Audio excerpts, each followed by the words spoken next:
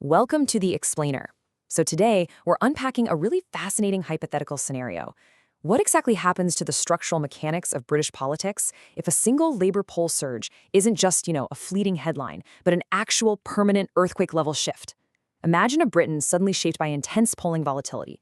What if a surge is literally just the first crack in a political era that's already feeling tired, angry, and super fragmented? Let's dive in and explore exactly how that ripple effect would play out across the entire political ecosystem, purely by analyzing the mechanics of momentum. To do that, we've got a clear roadmap today. We'll start with the moment everything changes, then look at a fractured opposition, followed by the hidden trap for labor. After that, we hit exhaustion and the public, and finally we'll wrap up with shifting the constitutional map. All right, Section 1, the moment everything changes. Picture this: the moment the polls hit, the chart climbs, the gap widens. Newsrooms suddenly go quiet, and strategists just kind of freeze in disbelief. It's fascinating, right? Because a surge like this is never just about popularity. A surge is permission. It's permission for activists to actually dream of power, for opponents to absolutely panic, for floating voters to finally abandon their old loyalties, and crucially, it's permission for the country to believe it's actually changing its mind. It completely shifts the emotional weather, signaling to everyone that the old assumptions, they're breaking apart. Moving on to Section 2, a fractured and divided opposition. Now, what's truly wild here is how a massive surge on one side creates this immediate existential panic on the other. Suddenly, the Conservative Party is forced to defend its relevance and its unity all at once. The Tory vote basically gets squeezed from every possible direction. You've got one faction demanding pure economic seriousness, and another craving this sharp anti-establishment revolt. Some folks want a calm, steady patriotism, while others are pushing for a much harsher stance on identity. This surge makes it impossible to hide that fragmentation. It forces a messy, deeply revealing internal battle over what kind of opposition they actually want to be. And let's be honest, that is never a fun conversation to have in public.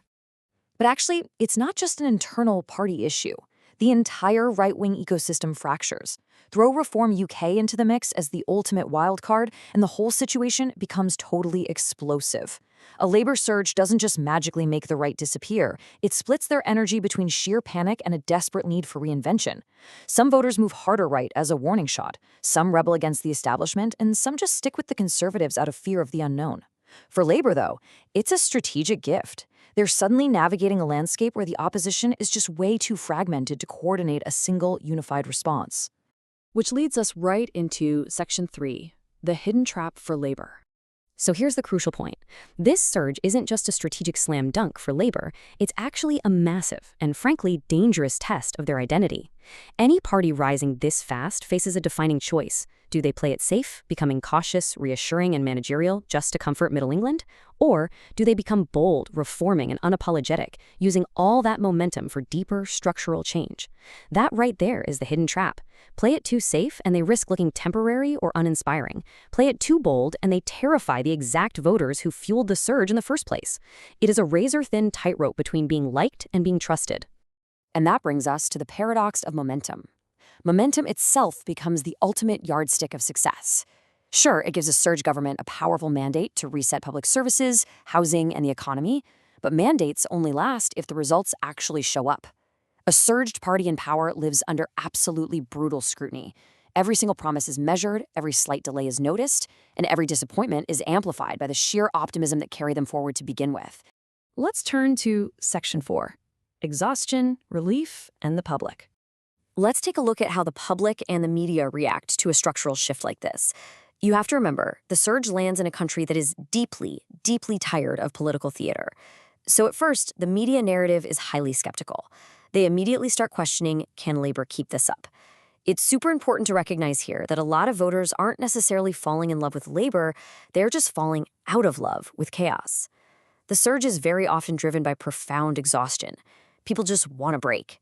And if a party represents even basic competence, this surge becomes a really powerful symbol of relief. But then, the conversation quickly evolves.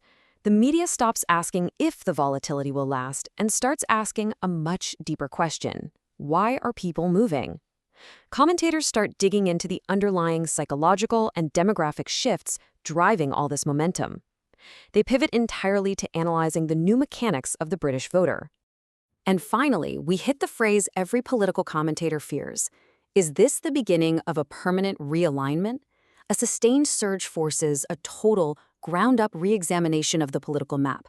Labels we've leaned on for years, like the red wall or the blue wall, might suddenly become relics of a previous century. We actually have to start questioning if class identity and regional loyalties have fundamentally broken down for good. Okay, Section 5, shifting the constitutional map. You see, a surge acts kind of like a giant constitutional weather system. It changes the temperature absolutely everywhere. Just look at the ripple effect. Up in Scotland, the SNP has to figure out if Labour's momentum is a genuine long-term threat. In Wales, Labour's own historic identity gets put to the test by the changing dynamics. Over in Northern Ireland, intergovernmental relationships and the general mood start to shift. And when you zoom out globally, markets and allies in places like Washington and Brussels are desperately seeking predictability and clarity. They are watching super closely to see if this surge signals a calmer government or a much more interventionist state. Meanwhile, back at home, all this momentum wakes up these loud, impossible-to-ignore debates about the system itself. Should we finally move to proportional representation? Is it time for serious House of Lords reform? What about the balance of devolution or the fairness of the electoral map? I mean, if one side can surge decisively while the other fractures into pieces, it really forces us to ask, can the traditional Westminster model even survive in such a volatile, pluralistic age? Which brings us to the core takeaway for anyone watching the polls right now. Expectation alters reality. For years, the system can feel completely, hopelessly gridlocked. But a genuine surge proves to voters that the system is actually still movable. And why does that matter to us? Because when people believe change is reachable, they behave differently. That heavy sense that nothing ever changes just evaporates. People start to build the future simply because they finally expect it to happen. So I want to leave you with this final thought. Will the future belong to the old map, or to something entirely new? If a simple poll surge can trigger a political earthquake that fundamentally alters what a country believes is possible, well, then the old certainties are already gone. If this explainer helped you see the structural mechanics of politics a little more clearly today, make sure to subscribe and join us for more deep dives. Thanks so much for joining, and keep questioning the map.